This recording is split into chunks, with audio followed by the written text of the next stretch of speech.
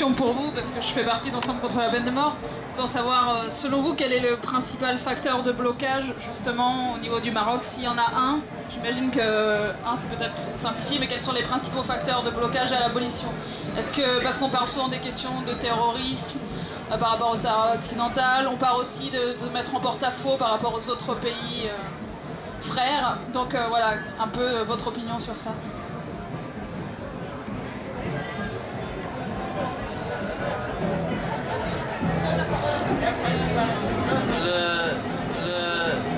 Pour nous, au niveau de la MDH, les avancées ou les acquis au niveau des droits de l'homme,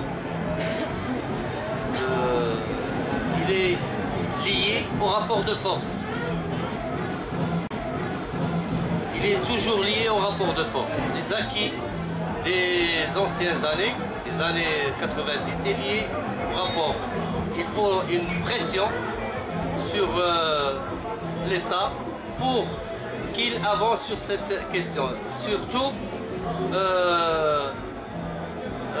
comme a signalé notre camarade Khadija, parmi les recommandations importantes de l'instance équité et réconciliation, et qui était validée par le roi Mohamed VI, et était donc un contexte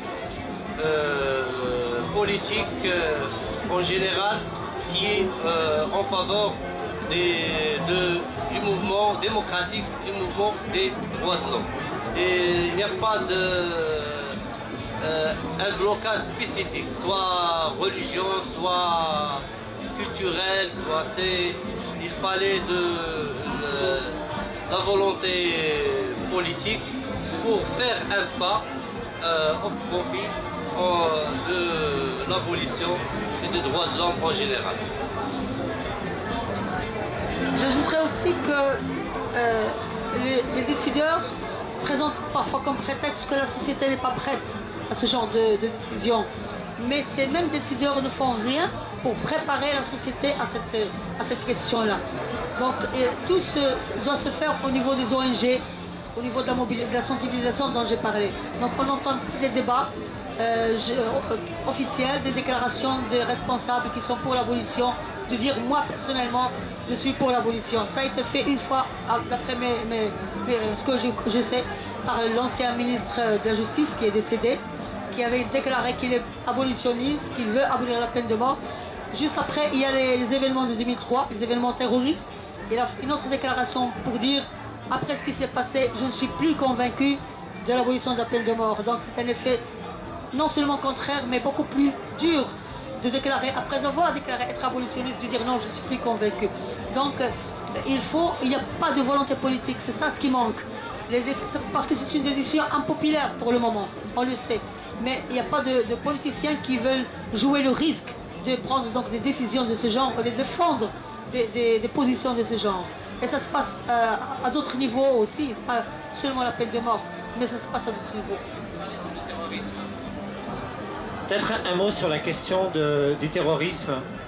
Je sais que c'est effectivement un enjeu au Maroc de vouloir rester avec un texte fort face à des actions très fortes et de pouvoir, vis-à-vis de l'opinion, vis-à-vis des terroristes, pouvoir afficher encore une capacité de sanction la plus forte possible. Le terrorisme, on l'a vécu en Europe. On l'a vécu de manière sanglante aussi en France. On a eu des attentats de 86, on a eu l'avion du TA qui a explosé en vol sur des faits terroristes. On a eu un certain nombre d'actions. Les Anglais l'ont vécu dans leur métro, les Espagnols l'ont vécu dans leur train de banlieue. Il n'y a aucun des pays qui ait envisagé de revenir sur la peine de mort sérieusement là-dessus. Moi j'ai souvenir d'une image là-dessus assez forte au congrès de Montréal contre la peine de mort en 2004, donc encore pas très loin des attentats à New York. Il y a un Américain dans la salle qui c'est juste après les attentats de Madrid, qui s'est levé, qui a dit mais est-ce que avec ce que vient de vivre l'Espagne, et je vois ce qui se passe aux États-Unis, on peut envisager que face à de tels attentats, il y a des réactions en Espagne qui amènent les politiques et la population à vouloir rétablir la peine de mort devant la violence des actes qui ont été commis. Et il y a quelqu'un qui s'est levé dans la salle qui a dit « Moi, je voudrais répondre à la question ». Et il m'a dit « Bonjour, je m'appelle Jem Sefalofou, je suis turc. L'année dernière, on n'a pas eu un attentat. On en a eu 3 en sanglant qui ont explosé dans Istanbul. On est abolitionniste récent depuis 2002. J'ai jamais entendu qui que ce soit à Istanbul envisager de rétablir la peine de mort à la suite des attentats. J'ai trouvé ça assez fort que la Turquie réponde aux États-Unis dans ce sens-là sur les attentats. Les terroristes rêvent d'être condamnés à mort. Ils rêvent de ça. Ils sont prêts à se suicider pour faire des attentats. Ils rêvent de devenir martyrs en allant se faire exécuter officiellement au nom de la cause. On n'a rien à gagner à les condamner à mort, jamais. Et s'ils pratiquent ces actions les plus inhumaines et les plus horribles possibles, on n'est pas comme eux, nous, et on ne les tue pas. Donc les questions du terrorisme qui se posent au Maroc, comme ils se posent en Europe, aux États-Unis, dans les autres pays, la réponse adéquate, mais certainement pas une réponse de peine de mort contre mort. C'est exactement rentrer dans leur jeu que de penser ça et que de préconiser et de l'appliquer. En tout cas, j'ai pas le sentiment dans un certain nombre de pays abolitionnistes qu'on envisage de rétablir la peine de mort pour ça. La question se pose périodiquement en Europe quand il y a un assassinat d'enfants avec c'est horrible, il faut assassiner les pédophiles, les assassins d'enfants, etc. Mais c'est pas les sanctions, c'est la vengeance, c'est le cœur qui parle, c'est pulsion, mais ça n'apporte pas une vraie justice. Et en tout cas pour le terrorisme, c'est assez clair. Oui. Alors donc, pour ne pas vous retenir plus longtemps, il y a demain un autre débat à 13h sur la liberté de circulation. C'est à l'occasion d'un événement malheureux qui a eu lieu au Maroc. C'est une citoyenne marocaine qui avait un cancer de l'os et qui ne pouvait pas faire d'intervention chirurgicale au Maroc. Il a eu l'accord du ministère de la Santé marocain pour venir en France se soigner.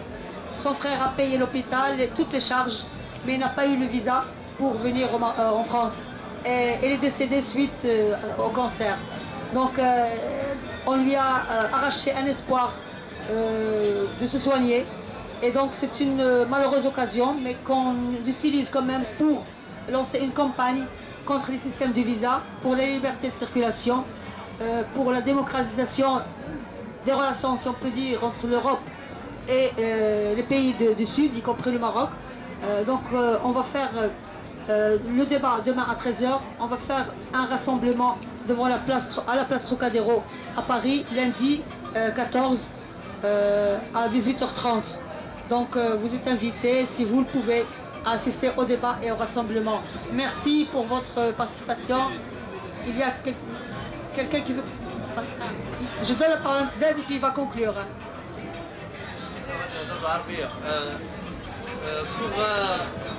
بالنسبة للرفاق والرفيقات، بالنسبة للرفيقات والرفاق أعضاء في الجمعية هنا في أوروبا راهم مبرمجين واحد الاجتماع تنظيمي. أعتقد من بعد هذا النشاط يمكن نرتاحوا واحد الساعة، ياك أخي ساعة 1 heure ونرجعوا نتلاقاو هنا باش نعقدوا هذاك الاجتماع ديالنا التنظيمي. هادو اللي كاينين هنا كنخبروهم الرفاق والرفيقات ونحاولوا. Donc c'était une annonce pour les membres de l'MDH en France. Parce qu'il y aura une réunion avec les membres de l'MDH en France ici. En Europe, oui, tous ceux qui sont là aussi. Dans 1 heure. Merci à tout le monde.